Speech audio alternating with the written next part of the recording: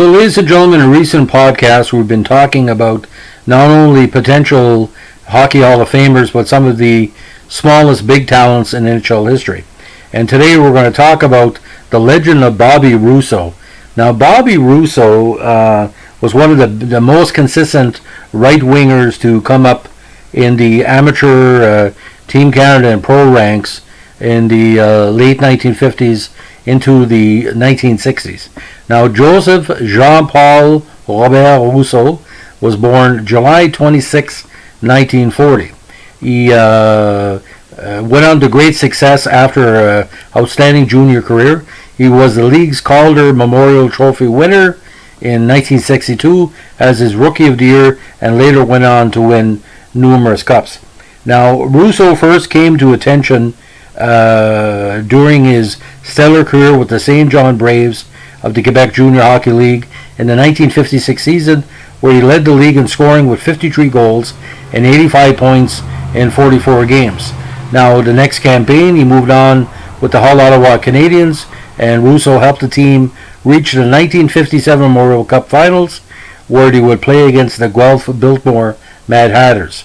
The Canadiens took their opponents to a Game 7 in that, but they lost that contest 3-2. This did not stop the Canadiens as they returned to the Memorial Cup again in 1958, and Rousseau and his team won that year's Memorial Cup against a Memorial Cup season that had a lot of future Hall of Famers and NHL players. He knocked off the very strong Regina Pats in 6 games. Now, in 1960, Rousseau was loaned to the Kitchener-Waterloo Dutchmen, the team that would represent Team Canada at the 1960 Winter Olympics in Squaw Valley, USA. Although Canada was a slight favorite going in, the United States eventually emerged victorious, but Rousseau brought home a silver medal from the event, with the Soviets taking bronze. Now, Rousseau had a great tournament for Team Canada, scoring 5 goals, 4 of which came in a 19-1 victory over Japan, and 9 points in 7 games during Canada's Olympic run.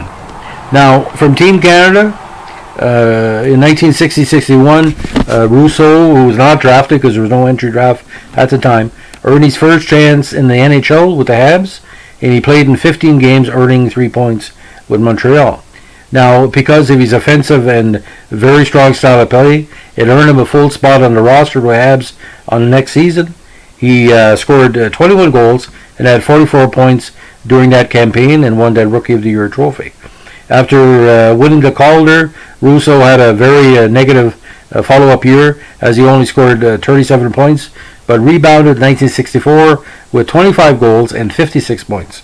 Now, Rousseau also made history in 1964 as he had a 5-goal game against the Detroit Red Wings on February 1st of that year.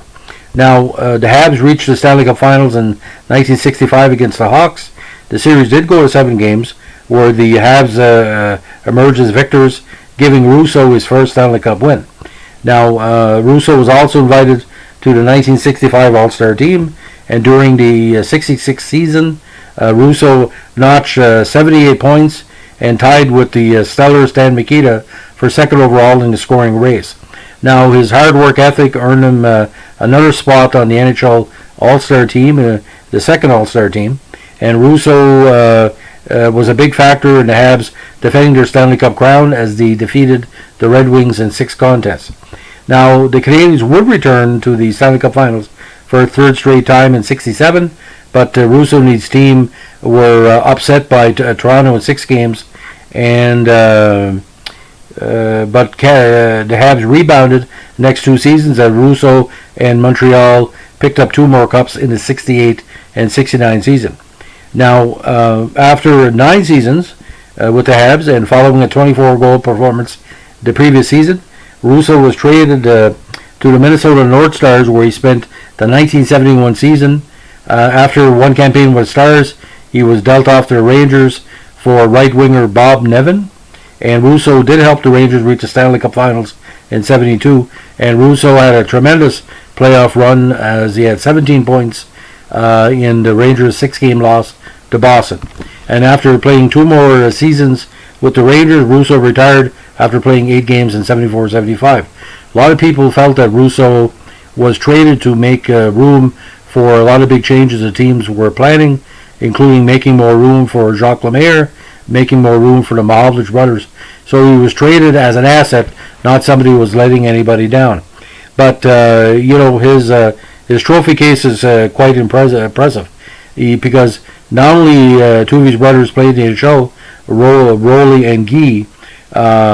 Again, just to recap, Rousseau won the Memorial Cup, Calder, second place for Canada at the Olympics, All-Star Games in 65, 67, and 69, second team All-Star in 66, 4 Stanley Cups with Montreal, and a reputation as probably one of the most consistent players of his generation.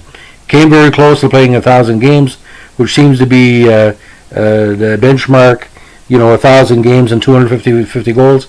But his final statistics were quite impressive.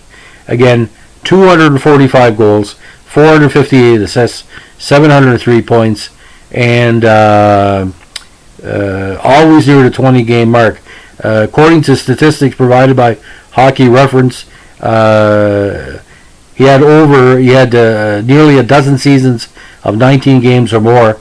But the big campaign, again, the breakthrough was 1966 with that 78-point total, including 30 goals. Now, Jean Beliveau once said Rousseau was the most underrated player of the Habs, and in the playoffs, he put up some great statistics as well. Kind of the quiet man of that, 1960s dynasty, with 27 goals, 57 assists, and 84 points. I basically believe that Bobby Rousseau has the statistics to make it in the Hall of Fame in the veterans category. The only way they could stop him would say that the fact he didn't hit that 300 goal mark, that 1,000 game mark. But Rousseau was always smooth on the ice. He was always a player that would finish the offensive zone. And I don't think Montreal was weakened by trading him. They were just making room for other players coming up the pike. And they felt maybe he had reached his peak. And that 71 season with Minnesota kind of showed it, because he felt lost. He said in published reports he only had 4 goals in 63 games until he was traded to Rangers, which had a similar offensive format to Montreal. He got back to himself.